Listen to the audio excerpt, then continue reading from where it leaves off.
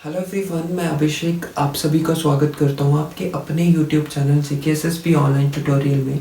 तो गाइस, मुझे उम्मीद है आप सभी बढ़िया होंगे और अच्छे से हमारे लेक्चर सीरीज़ को देख रहे होंगे और पढ़ रहे होंगे। ठीक है, उसके बाद हम बात करते हैं कि जैसे कि सर ने आपको बताया था कि आपका जो मैथ्स और स्टैट पोर्शन है वो मेरे द्वारा संभाला जाएगा। ठीक है, तो आज हम बात करते हैं maths portion for finance account assistant. तो आपको सिलेबस तो आपने देखा होगा, आपको पता है क्या क्या टॉपिक्स हैं। उन टॉपिक में से जो आज मैं आपके लिए टॉपिक लेके आया हूँ उसका नाम है सेट थ्योरी। अगर मैं सेट थ्योरी की बात करूँ तो सेट क्या होता है, सबसे पहले तो गाइस हमें पता होना चाहिए व्हाट इज सेट। सेट क्या होता है? तो जैसे कि आपने जनरल भाषा में अगर हम बात करें तो हमने बहुत सारी चीज़ों के सेट सुने हुए हैं, है ना। जैसे कलेक्शन ऑफ ग्लास, तो आप बोलते हो ना ये ग्लास का सेट है, ये डिनर सेट है, ये सोफ़ा सेट है, ये कुशन सेट है। बहुत सारी चीज़ों के हम सेट नाम सुनते हैं। बट अगर हम एक मतलब चैप्टर पे आ जाएं, हम स्पेसिफिकेशन पे आ जाएं, तो क्या होगा? देखो, सेट क्या होता है? अगर हम एक लेमैन की भाषा में बात करें तो कलेक्शन ऑफ ऑब्जेक्ट्स को हम सेट बोलते हैं। लेकिन जब हम इसको पढ़ना स्टार्ट करते हैं तो फिर हमें पता चलता है कलेक्शन ऑफ एवरीथिंग को हम सेट नहीं बोलते। कलेक्शन ऑफ ऑब्जेक्ट्स को, सिर्फ कलेक्शन ऑफ ऑब्जेक्ट्स को हम सेट नहीं बोलते। हम बोलते हैं सेट किसको? देखो, जब बात आ जाती है, सेट मतलब होता है वेल डिफाइंड। सेट का मतलब होता है well defined collection of objects. ठीक है, जब क्या होगा, कलेक्शन ऑफ ऑब्जेक्ट्स तो होंगे, बट ये कलेक्शन कौन सा होगा? ये कलेक्शन होगा आपका वेल डिफाइंड। तो सेट क्या होता है? सेट एक वेल डिफाइंड कलेक्शन होता है ऑब्जेक्ट्स का। इसका मतलब क्या होगा? कलेक्शन तो है ऑब्जेक्ट्स का। अगर मैं आपसे पूछूं कि मुझे बताइए पहले 5 नेचुरल नंबर कौन से हैं, आपसे मैं पूछ रहा हूँ। ठीक है, आप मुझे आंसर देंगे इसी टाइम। ठीक है, अब देखो, आपने मुझे बता दिया कि पहले 5 नेचुरल नंबर्स हैं 1 2 3 4 5। आप में से कोई ऐसा बच्चा है जिसको लगता है कि इसके अलावा भी पहले 5 नेचुरल नंबर हो सकते हैं? जो मैंने बोले हैं इनके अलावा क्या कोई और पहले 5 नेचुरल नंबर हो सकते हैं? नो। हमारे पास पहले फर्स्ट 5 नेचुरल नंबर की अगर मैं बात करूं तो वो क्या है? 1 2 3 4 एंड 5। क्लियर? अगर मैं पूछूं, मुझे बताओ कि vowels in English alphabets, English alphabets में कितने वॉवेल्स होते हैं और उन वॉवेल्स के नाम बताओ। तो आपका आंसर यही रहेगा AEIOU। ठीक है, क्या रहेगा आंसर? AEIOU। इसके अलावा अगर किसी और का कुछ और आंसर आया है तो वो कमेंट सेक्शन में जरूर बताएं। ठीक है, तो अगर मैं इनके अलावा आपसे ये पूछ रहा हूं कि मुझे बताइए टू मोस्ट रिनाउंड बॉलीवुड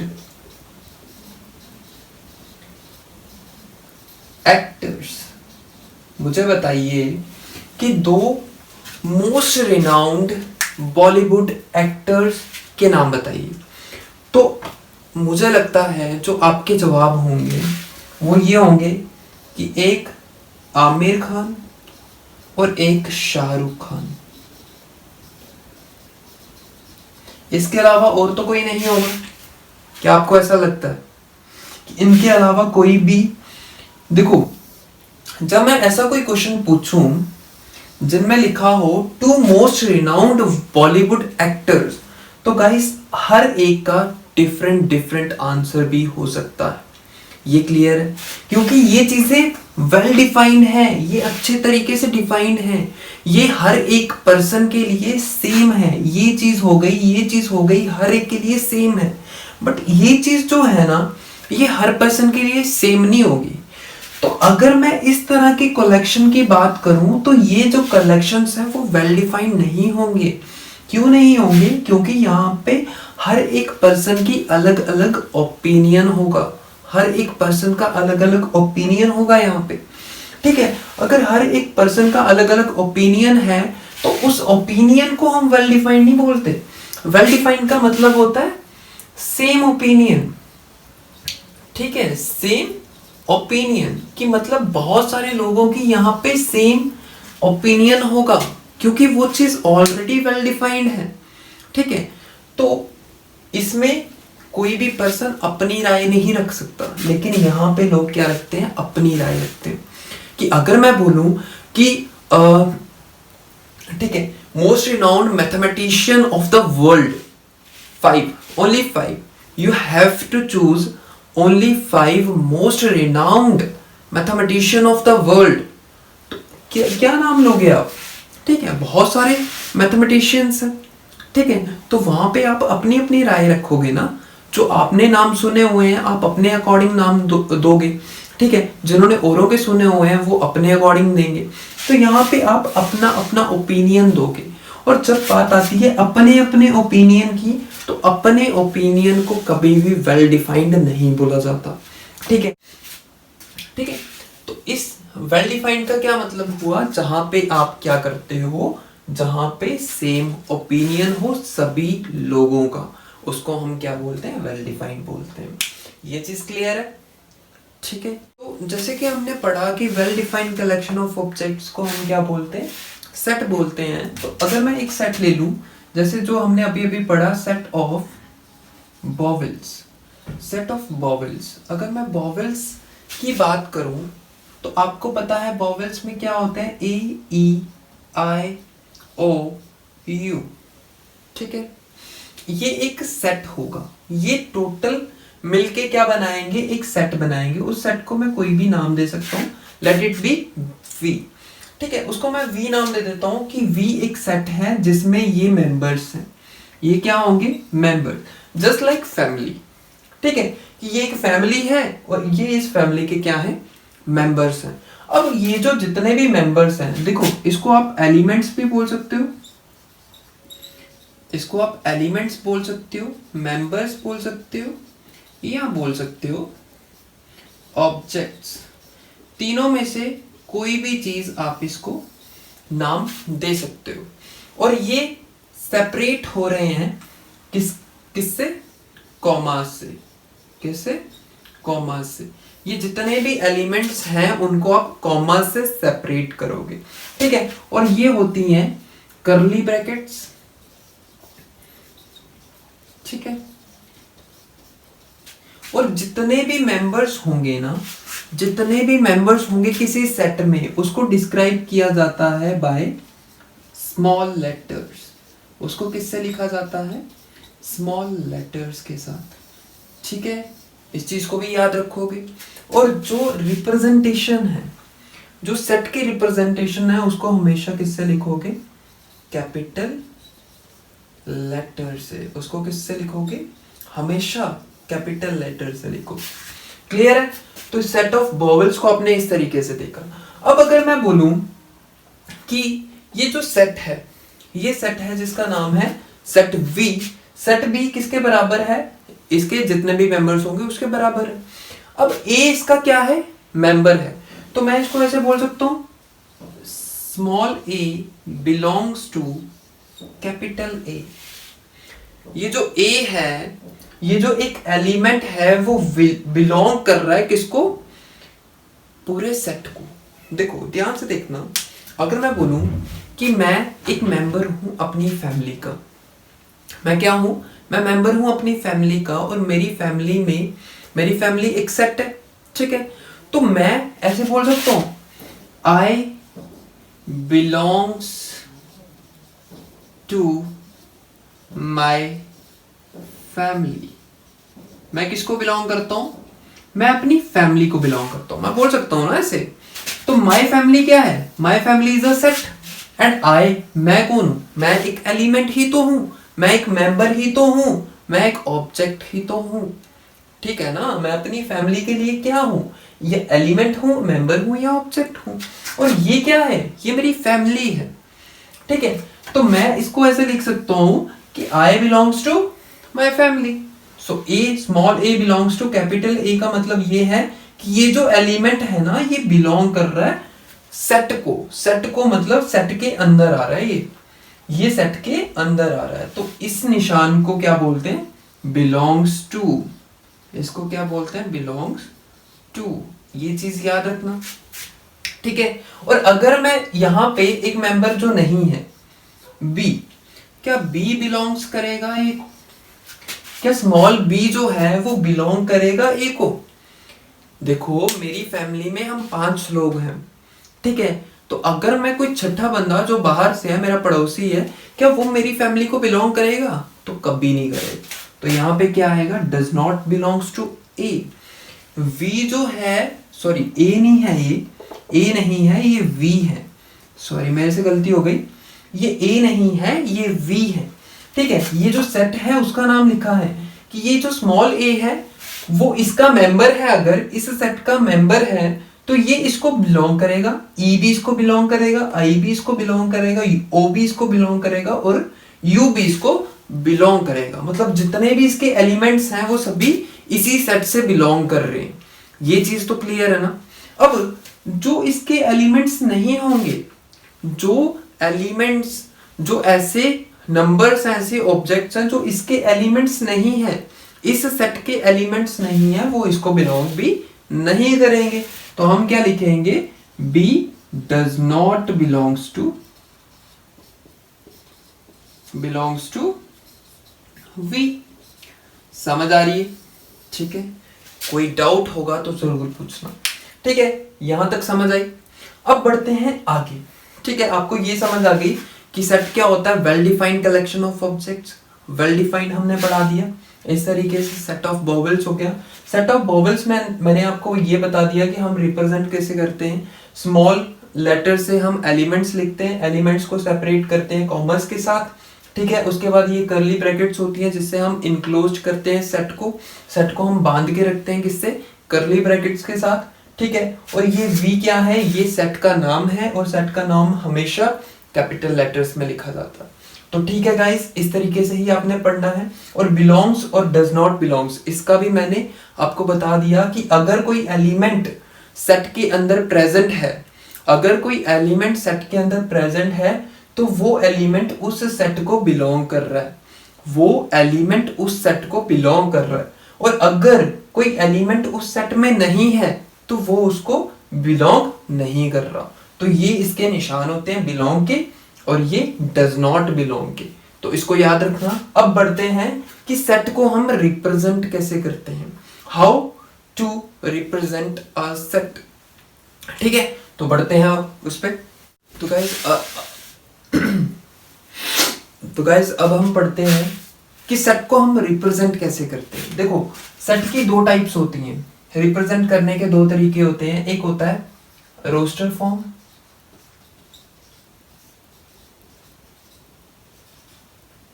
ठीक है, और दूसरा होता है set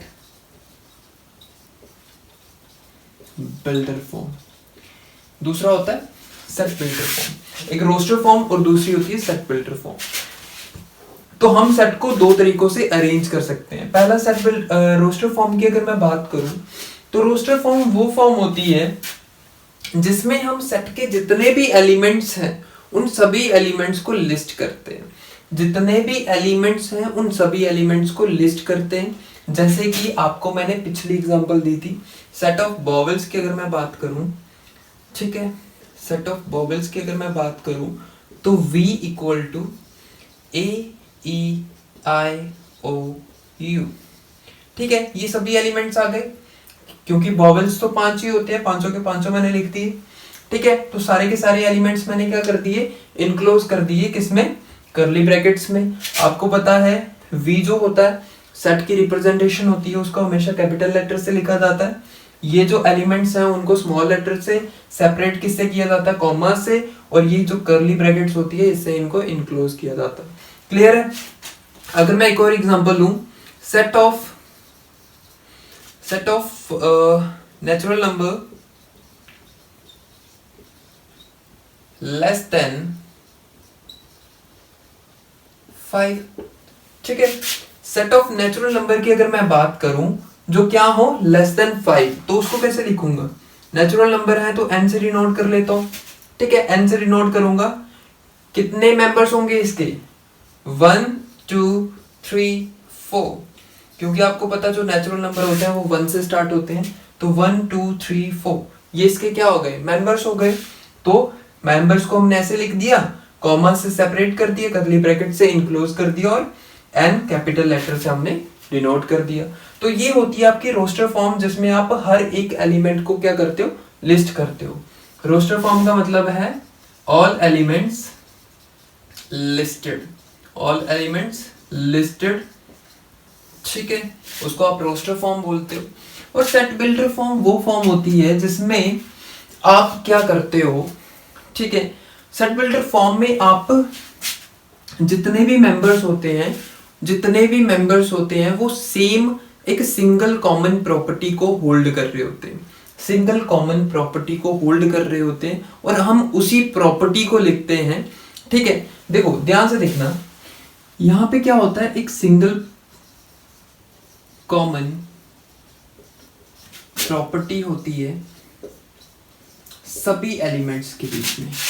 all elements have single common property. सारे के सारे एलिमेंट्स जो होते हैं उनके पास क्या होती है? सिंगल कॉमन प्रॉपर्टी होती है, जिसको वो क्या करते हैं? होल्ड करते हैं। जैसे मैं यही एग्जांपल ले लूं, सेट ऑफ बॉवेल्स, तो इसको लिखने का तरीका क्या होगा? देखो, जैसे मैं लिखूं, इसको वी ही लिखता हूं, लेकिन इसको मैं लिखूंगा इस तरीके से, ध्यान से देखना। ये जो कर्ली ब्रैकेट स्टार्ट होती है ना, इसको बोलते हैं द सेट ऑफ ऑल। इसको क्या बोलते हैं? The set of all. The set of all x, ठीक है, the set of all x.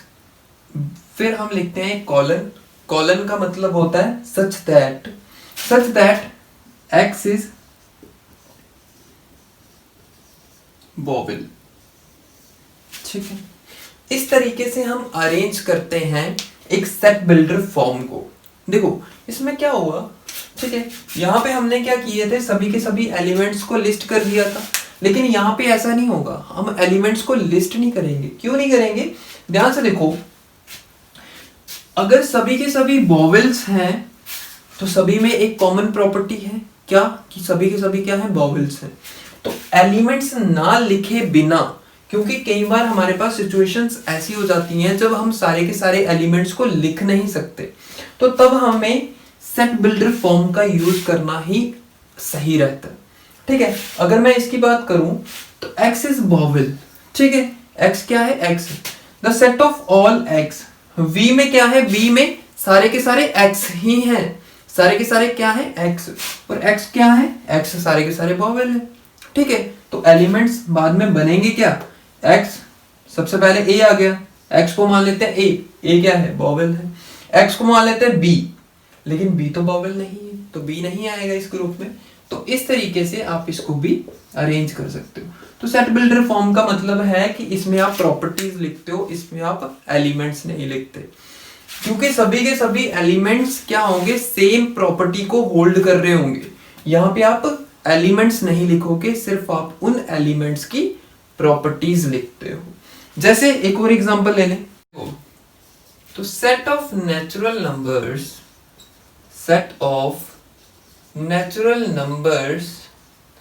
That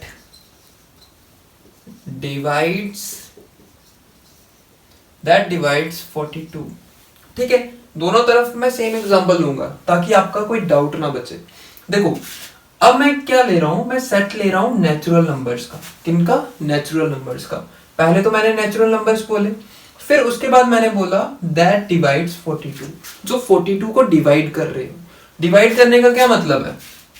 जो एग्जैक्टली उसको डिवाइड कर रहे हो, जो नंबर्स उनको एग्जैक्टली डिवाइड कर रहे हो, मतलब जो उसको काट रहे हो। जैसे 42 है और डिवाइड में 6 है, तो आपको पता ना 6 7 से 42 होता है, ठीक है। तो वो नंबर लिखते हैं हमने। जैसे अगर मैं बोलूं 1, क्या 1 42 को डिवाइड करता है? तो 1 तो हर एक नंबर को डिवाइड करता है, तो 42 को भी करेगा। 2 की बात करूं तो 2 तो करता ही है, क्योंकि 2 हर एक इवन नंबर को डिवाइड करता है, तो 42 इज अ इवन नंबर, तो उसको भी डिवाइड करेगा। 3 के टेबल में आता है, वो आपको पता है, ठीक है। अब 4 के टेबल में आता है, 4 के टेबल में नहीं आता। 5 के 6 के टेबल में आता है, वो हमने अभी अभी पढ़ा, ठीक है। 6 के टेबल में आता है तो 7 के टेबल में भी आएगा, क्योंकि ये 7 के साथ ही तो कटता है। 6 7 जा तो 7 6 जा भी होगा, ठीक है। उसके बाद अगर मैं बात करूं तो और ये किसके टेबल में आएगा, तो अगर मैं 8 के टेबल की बात करूं तो उसमें नहीं आएगा। 9 के टेबल की बात करूं उसमें भी नहीं आएगा। 10 के टेबल में तो नहीं आएगा। 11 12 के टेबल में आएगा तो नहीं आएगा, ठीक है। उसके बाद 14 के टेबल में आएगा। 14 3 जा 42 होता है। फिर 21 के टेबल में आएगा, और फिर किसके टेबल में आएगा? अपने टेबल में आएगा। क्या इसके अलावा कोई और एलिमेंट हो सकता है जो इसमें आए? ठीक है, इसके अलावा कोई और एलिमेंट हो सकता है जो इसमें आए? तो नहीं। तो ये बन गया एक सेट। ये हमने बना दिया एक सेट, जिनको हम नाम दे देते हैं कुछ भी, ए नाम दे देते हैं। क्लियर हुआ? ये हमने बना दी रोस्टर फॉर्म, और इसी क्वेश्चन से हम बनाएंगे सेट बिल्डर फॉर्म। जैसे मैं क्या लिखूंगा? मैं लिखूंगा a equal to the set of all, क्योंकि ब्रैकेट को क्या बोलते हैं? The set of all, the set of all x such that x is natural number that divides 42। Clear? तो सेट बिल्डर फॉर्म में हम क्या लिखते हैं? सिर्फ प्रॉपर्टी लिखते हैं कि इसकी प्रॉपर्टी क्या है, ठीक है। और देखो, मैंने आपको बोला कि सिंगल कॉमन प्रॉपर्टी होगी सभी एलिमेंट्स में, हर एक एलिमेंट में ये प्रॉपर्टी होगी, और जिनमें ये प्रॉपर्टी नहीं होगी वो इस सेट में नहीं आएंगे। सिंपल सी बात है। ये प्रॉपर्टी किन एलिमेंट्स में है? वो एलिमेंट्स हमने लिख दिए। इनके अलावा कोई और एलिमेंट्स बनेंगे?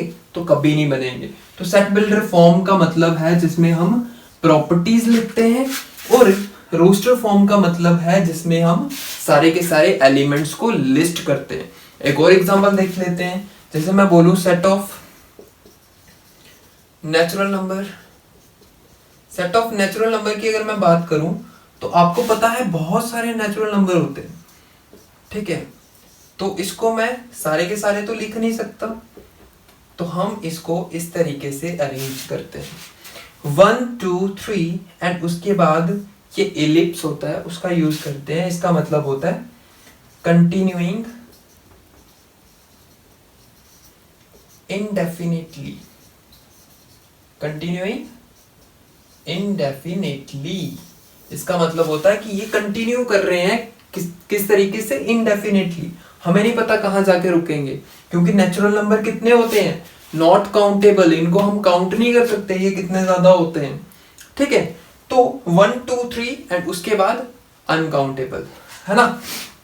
अगर मैं यहां पे भी बात करूं तो नेचुरल नंबर को, natural number such that x, ठीक है, sorry, natural number the set of all x, सारे के सारे x, और सच दैट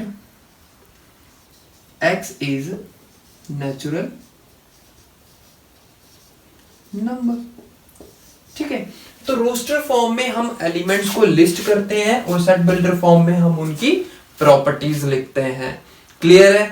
तो मुझे उम्मीद है आपको ये चीज अच्छे से क्लियर हो गई होगी। अगर किसी का कोई डाउट होगा तो वो कमेंट सेक्शन में जरूर लिखे, ठीक है। तो अब हम बात करते हैं टाइप ऑफ सेट्स की, कि सेट किस किस टाइप के होते हैं। मैं बात करूं एम्प्टी सेट, ठीक है।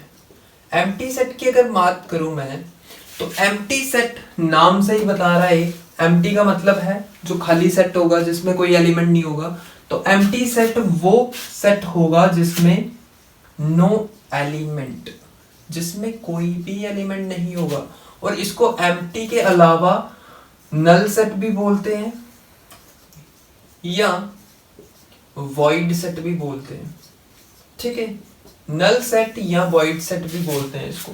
तो एम्प्टी सेट वो सेट है जिसमें कोई एलिमेंट नहीं होता। ठीक है, उसको हम नल सेट भी बोलते हैं या वॉइड सेट बोलते हैं। जैसे एग्जांपल के तौर पे हम ले लें set of all prime number except two, sorry all prime even number, prime होने चाहिए और साथ में इवन होने चाहिए एक्सेप्ट टू। तो जैसे हम लिखे हैं set of all prime even number, prime भी होने चाहिए और इवन भी होने चाहिए, प्राइम और इवन दोनों होने चाहिए, लेकिन टू नहीं होना चाहिए, टू नहीं होना चाहिए।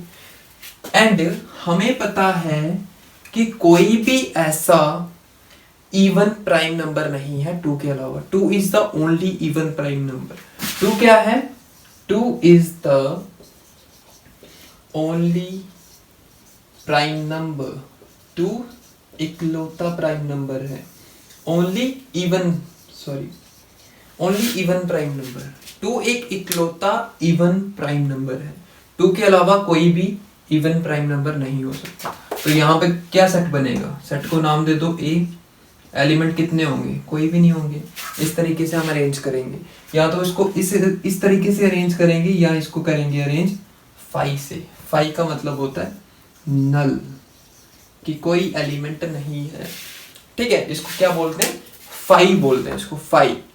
ठीक है, तो ये चीज क्लियर हो गई होगी। ये पहली टाइप है जिसका नाम है एम्प्टी सेट। ठीक है,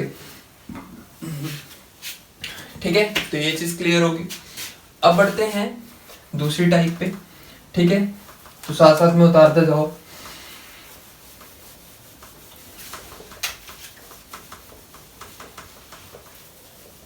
अब मैं बोलूं अगर दूसरी टाइप का नाम है singleton set. Singleton set. Singleton set का मतलब होता है वो सेट जिसमें ओनली वन एलिमेंट, जिसमें सिर्फ एक एलिमेंट होगा। सिंगलटन सेट वो सेट होता है जिसमें सिर्फ एक एलिमेंट होता है। जैसे मैं एग्जांपल के तौर पे लिख लूं set of even prime number. Even prime number के सेट की अगर मैं बात करूं तो आपको पता है इवन प्राइम नंबर सिर्फ एक होता है, उसका नाम है 2। तो आपका आंसर क्या होगा? a equal to. ठीक है, तो सिंगलटन सेट वो सेट होता है जिसमें एक एलिमेंट प्रेजेंट होता है। तो आपको मैं ये चीज भी क्लियर कर दूं, प्राइम नंबर क्या होते हैं? तो प्राइम नंबर वो होते हैं जिनके ओनली टू फैक्टर्स हों, जिनके ओनली टू फैक्टर्स हों। जैसे मैं बात करूं अगर 2 की, तो 2 का एक फैक्टर होता है 1 और दूसरा ये खुद होता है। फैक्टर का मतलब है जिनसे ये डिवाइड हो सकते हैं। फैक्टर का मतलब है जिनसे ये डिवाइड हो सकते हैं। ठीक है, तो प्राइम नंबर वो नंबर होते हैं जिनके सिर्फ 2 फैक्टर्स हों। प्राइम नंबर वो नंबर होते हैं जिनके सिर्फ 2 फैक्टर्स हों। ठीक है, अब और इवन का मतलब क्या होता है? इवन का मतलब होता है 2 4 6, है ना? 2 4 6 8। अब आप बोलोगे कि क्यों सिर्फ 2 ही एक इवन प्राइम, 2 ही प्राइम हो सकता है, बाकी क्यों नहीं होते? तो मैं अभी बताता हूं। जैसे 4 है तो 4 1 के साथ भी डिवाइड होता है, 2 के साथ भी डिवाइड होता है और खुद के साथ भी डिवाइड होता है। 6 है तो 6 1 के साथ भी डिवाइड होता है, 2 के साथ भी, 3 के साथ भी और 6 के साथ भी। तो आप खुद देख लो कि प्राइम नंबर का मतलब है सिर्फ 2 क्या होने चाहिए? फैक्टर्स होने चाहिए, 2 से ज्यादा नहीं होने चाहिए। ठीक है, तो वो सिर्फ इकलौता एक 2 ही है जो इवन प्राइम नंबर होगा। ठीक है, क्लियर है। उसके बाद बात करते हैं अगले सेट की। तो फाइनाइट सेट का मतलब है जिसमें आपके पास लिमिटेड एलिमेंट्स हों। क्या हो? लिमिटेड एलिमेंट्स हों जिनको आप गिन भी पाओ कि कितने एलिमेंट्स हैं। ठीक है, लिमिटेड भी हो और काउंटेबल भी हो। ठीक है, लिमिटेड भी हो और काउंटेबल भी हो। ठीक है, उस तरह के सेट को आप बोलोगे फाइनाइट सेट। जैसे मैंने एग्जांपल दी थी सेट ऑफ नेचुरल नंबर। अगर मैं बात करूं नेचुरल नंबर की, तो क्या नेचुरल नंबर को हम गिन सकते हैं? 1 2 3 एंड आफ्टर दैट एप्सिलॉन, क्योंकि हम इसको गिन ही नहीं सकते। ठीक है, तो इस तरह का जो सेट होगा उसको क्या बोलते हैं? इस तरह के सेट को क्या बोलते हैं? कौन सा सेट होता है ये? देखो, ये मैंने एग्जांपल देनी थी फाइनाइट की, लेकिन मैं दोनों चीजें आपको क्लियर कर देना चाहता था, इसलिए मैंने क्या बोला, फाइनाइट सेट वो सेट होता है जो लिमिटेड एलिमेंट्स हो जिसमें, और जिसमें काउंटेबल एलिमेंट्स हो। अब आपने देखा, अगर मैं सेट ऑफ नेचुरल नंबर की बात करूं तो वहां पे अनलिमिटेड एलिमेंट्स होते हैं। तो मैं क्या कर दूंगा, set of natural number less than 5। अब देखो, अब कौन सा सेट बन गया है? अब फाइनाइट हो गया। ठीक है, लेस देन 5 मतलब 5 से छोटे नेचुरल नंबर बताने हैं, तो वो कितने होते हैं? 1 2 3 4। और अगर मैं यही जगह लेस देन 5 नहीं लगाता तो वो आपका बन जाता इनफाइनाइट। जो फाइनाइट नहीं होगा वो इनफाइनाइट सेट होगा। तो आप इसको लिख सकते हो other than finite set is known as infinite set. ठीक है, तो इसके अलावा जो होंगे उनको आप इनफाइनाइट बोलोगे। तो क्लियर है? ठीक है, जो फाइनाइट नहीं होंगे उनको आप इनफाइनाइट सेट। फाइनाइट में एक और चीज याद रखना कि एम्प्टी सेट जो होता है ना, empty set is also finite set. Empty set जो है वो भी एक आपका क्या है? फाइनाइट सेट है। एम्प्टी सेट भी आपका क्या है? फाइनाइट सेट है, क्योंकि एम्प्टी सेट में आपको पता है कोई एलिमेंट नहीं है, तो लिमिटेड ही हुआ ना। आप जानते हो उसमें कितने एलिमेंट्स हैं, उसमें 0 एलिमेंट है, आप जानते हो। ठीक है, तो वो कौन सा सेट होगा आपका? वो भी आपका फाइनाइट सेट होगा। उसको कभी भी इनफाइनाइट में कंसीडर नहीं करना। वो आपका कौन सा सेट है? फाइनाइट सेट है। क्लियर? आज का सेशन यहीं तक रखते हैं, बाकी का पोर्शन हम नेक्स्ट सेशन में पढ़ेंगे। ठीक है, तो मुझे उम्मीद है आपको अच्छा लगा होगा। ठीक है, अगर लगा है तो please like share comment and share and subscribe.